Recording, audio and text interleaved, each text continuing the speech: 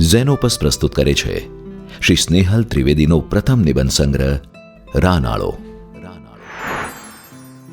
ચાલો ફરી એકવાર બાળક બની લટાર મારીએ પ્રકૃતિના ખોળે વસેલા વતન ગાંડી ગીરમાં. હા, સૌરાષ્ટ્રની ગાંડી ગીરમાં જન્મેલા અને ઉછરેલા સ્નેહલબહેનને ડુંગરા, ટેકરા, નદી બોકડા અને ખેતરોની વચ્ચે રહેલા કુદરતના રમણીય સ્થળોનું બાળપણથી જ ભારે આકર્ષણ રહ્યું છે. આ આકર્ષણ જ તેમના નિબંધોનું મુખ્ય અંગ બન્યું છે.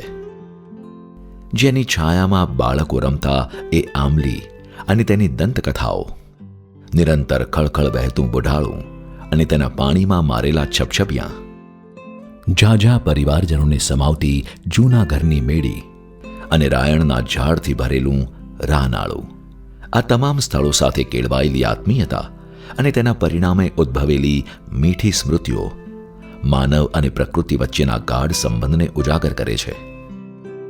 વધતા જતા શહેરીકરણના લીધે પ્રકૃતિના નકશા પરથી ભૂસાતા જતા આ સ્થળો હૃદયમાં વિષાદ પણ જન્માવે છે. સ્થળો ઉપરાંત માણેકબા, કાશીમા, જીવુબા અને મઢીના બાપુ જેવા અનેક વ્યક્તિત્વોમાં વીતેલા સમયની ભવ્યતા છલકાતી જોવા મળે છે. ગીરના સાવજ, દીપડા અને પાલતુ ઢોર આ નિબંધોમાં અનેરા પાત્રો બની ડોકા દે છે.